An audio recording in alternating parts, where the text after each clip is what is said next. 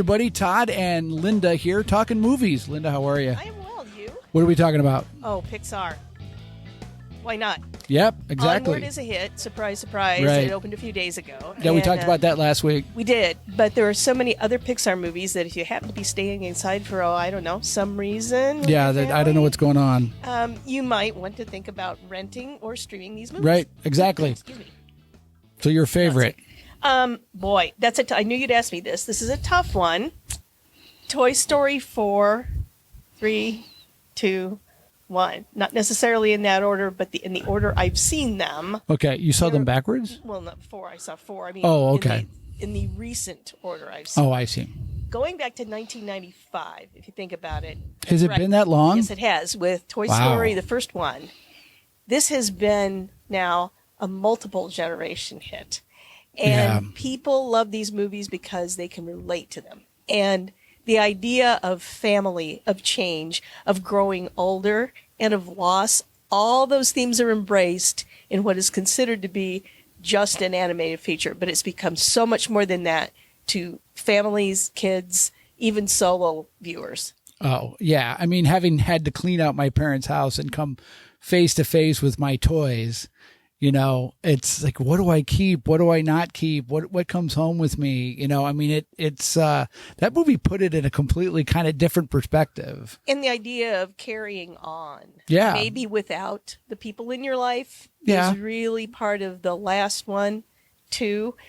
All are themes about growing, maturing, getting older. And even if you're 4 years old, you get it. Yeah, exactly. And if you're 94 years old, you get it. Yep. These movies touch the hearts of everyone who sees them. Oh, yeah. They have a secret to touch our emotions that's unbelievable. The magic and the combination of the writing and the animation and the music, it's unbelievable. They're incredible. And they have sort of set a bar, not sort of, but they have set a bar that's hard to meet. Yeah. Onward is a good movie. Don't get me wrong. It's a really good Pixar movie.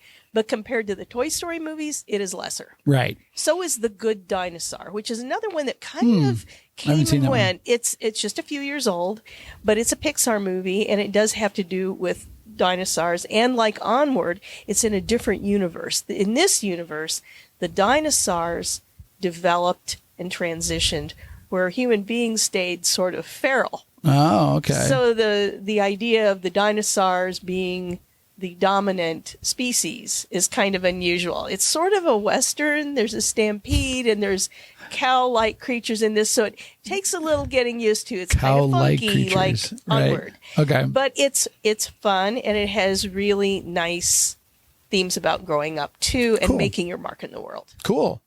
All right, what else you got? What are your other ones? Well, I really liked Ratatouille, which is about... I loved Ratatouille. Isn't Ratatouille fun? I love Ratatouille. And one that people have forgotten because it was an early one, but shouldn't be forgotten, is A Bug's Life. I really enjoyed that, too. Now, if I remember correctly, didn't A Bug's Life also have a competing bug movie at the time? Yeah, it was about ants, and I can't remember the name of it. Maybe it was Ants. I think maybe it was. Yeah. But there were two insect movies at the same time. I remember that. Do what the other studios doing. They're doing a bug movie. Let's do our own. Let's do our own. Right. And then there's Monsters, Inc. I love Monsters, Inc. Monsters University. Yes. Right? Monsters U. Yep. And adorable. And what I like about these movies, too, all of them, Cars, Brave, all of these, have nods, Easter eggs, to people who've seen the other movies. Right. So these little appearances by other characters or other pieces of Pixar movies are something that we all learn to watch out for. You know, as it goes along, you're like, oh, that's Woody. Or, that's Bo. Right. And that's really fun. Up is one of my favorite ones. Yeah, Beautiful movie about friendship, and it's about loss as well. You have an older man who's alone and this annoying kid, and they become And the dog steals the entire movie. Doug, yes. Dog.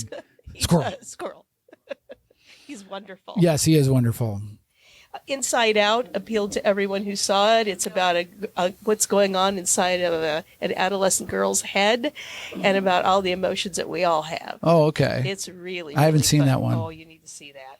And The Incredibles, too. Oh, those are awesome. Great movies. Those are awesome. Pixar films are just incredible. So if you're watching with your family, or not. Right. They are heartwarming and they're uplifting. There's always a laugh and maybe a tear in all of these movies. They make you feel something. Yeah, that's the secret. Is that you that emotional connection, be it a story that we write for the paper or a photograph that we put in the paper. The key to good storytelling is that emotional connection, right? And the engagement. Right. I feel that. I get that. Right. I understand what that character is thinking, right. feeling, doing, even if it's just an animated one. Absolutely.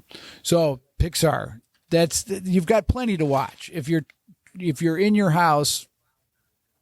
For whatever reason, but there's streaming services have all. Like, most of this stuff is this on Disney Plus?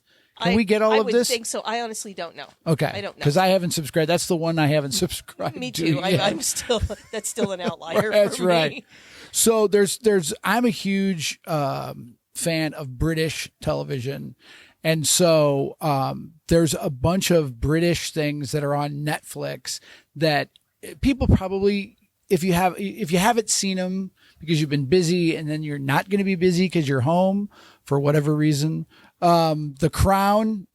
I mean, I've heard great things. The Crown is even more meaningful now because what's going on with Meghan and Harry, and the idea of the perspective that you get for what his mother went through in the early years of being queen. So I think it's a really good perspective for people who are watching the news and the royal news. If you're watching royal news, you've probably already watched it.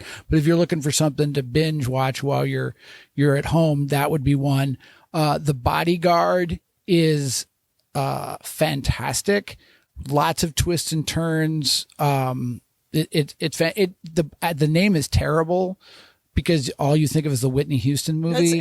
Has nothing to do with the Whitney Houston movie. Okay. But it's a great mystery, procedural, all sorts of the Brits just know how to do these limited series, and that was a really good one.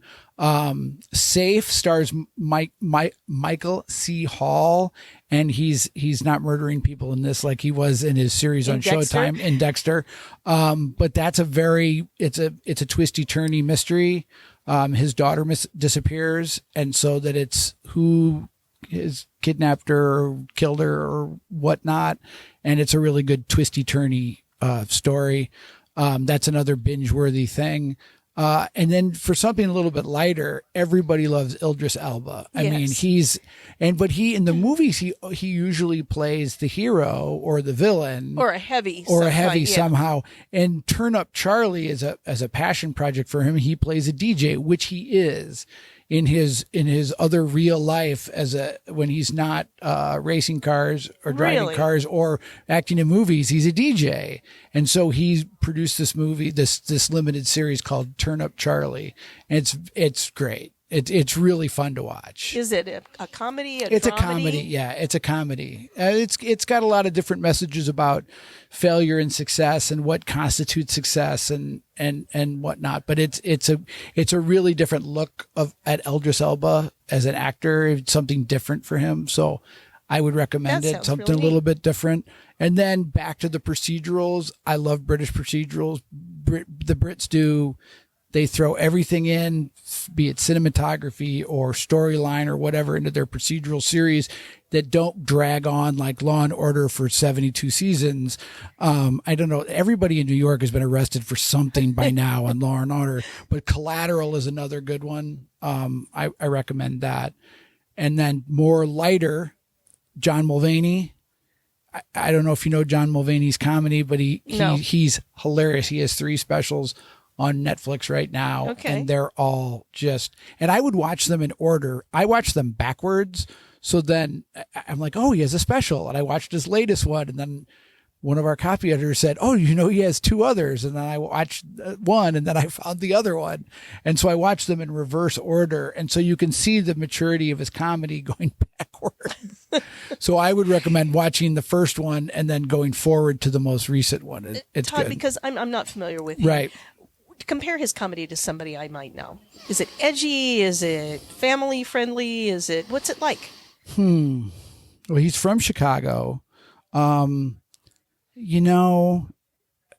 think the reason why he's so good is because you really can't pin him with somebody. I think that he's got that observational humor that Seinfeld has, but he takes a different bend to it. Okay, but observational he humor. brings his family more into comedy in the way that, for lack of a better term, Bill Cosby might, in the sense that he uses his now wife. See, I watched the first one. He was married. Right. It was his girlfriend in the first one. So he talks about how her religion is different and how he was raised and whatever. And his bit about stranger danger conversations from the Chicago Police Department are absolutely. I was laughing so hard I scared the dog. That was that funny. Okay. And so you flip over to Amazon because we don't want to leave them out. And Hunters is a limited series. Al Pacino. Al Pacino is great. I'm aware of that. I only think the reason why when you look at Amazon, it gets 3 stars is because I think that people were expecting it to be completely something else. And it really is comic booky at times and kitschy. And it's dealing with a very serious subject of the Holocaust and hunting Nazis. And so it gets very serious, and it puts the Holocaust in wonderful perspective for people of generations that are maybe not as familiar with it as they should be. But it does a good job of both informing people through a fictional story that's got there's some little basis of facts that are sprinkled all the way through it, but it's a fictional story. But Al Pacino is great in it. And the young man who plays the person who the story starts with, is tremendous in his angst of, does he want to join this group of hunters? Unforgotten is a British series that's on another one of those British procedurals that I love. If you haven't watched Marvelous Miss Maisel, you are missing out on one of the funniest shows on TV. But to movies, you can rent movies we've talked about. Right. And movies you might have missed when we were Oscar worthy. Parasite, you can still rent. Hot, and now they're out. You can stream them or you can rent them. Right. And so Parasite, we have been on the Parasite bandwagon. We're still there. We're still there. Tell me about The Good Liar. Oh, that's really fun. For one thing, it's hard for older actors to find a smart role. And in this one, both Ian McKellen and Helen Mirren find very good roles in an older couple looking for some romance and companionship. And the question is, who's telling the truth? Is either one of them telling the truth? It's really one of those neat mysteries that's personality-centered. Cool. And it's very smart. Okay. I'm looking forward to seeing that. And then I saw Harriet. Did I stream Harriet or see Harriet in the theater? I don't remember. I saw it in the theater, Harriet Tubman's story. Yeah. And tell people about it. It's very fabulous. Solid. It's about two, I will say, segments of her life. I wish it had taken it a little bit further. But it's about how this woman became an abolitionist herself, and she was a runaway slave. Compelling, gritty, and a story we all should be familiar with. Right. Much the Great way. American. Right. These stories that are telling the Holocaust story and the stories that are telling the story of slavery are really important. They're not just entertainment, but they're using entertainment to inform. Right. So it's a biopic, you could say. Harriet Tubman. And we will end with the one you liked, and do I want to watch Goldfinch? No. I guess the book is really good. The movie is an absolute mess. I was so disappointed with this movie. And it stayed in theaters about 15 or 20 minutes. Really? It came and went very quickly. Yes, really? It bombed. Mm-hmm. Okay. There's a reason. Just forget it. We've given you so many other choices. Right, yes. Goldfinch, don't see it. Let it fly away. Right, let it fly away. But Motherless Brooklyn, I personally love this movie. I thought for sure Edward Norton would be the Academy Award winner for Best Actor in this. And I'm not saying Joaquin Phoenix didn't deserve it, but this movie just didn't seem to have the studio push that other movies did. This film is one, if not the best, of Edward Norton's career. And it's the idea, Motherless Brooklyn is a nickname, but there's a reason for that nickname. Right. And you find out in this mystery, because it is a mystery, exactly who he is and why he is in the situation he is. And they parse out this information very strategically throughout the movie. A smart drama and a kind of a thriller. Yeah. Bruce Willis is in it, but he's only in it. Well, I'm not going to tell you anything about it. It's Edward Norton's vehicle. It's his movie. It is. It's his movie. But there are a lot of people who wander through this movie. Yes. I mean, there's a lot of really good actors who end up in this movie. That's so smart. Right. So well written. Yep.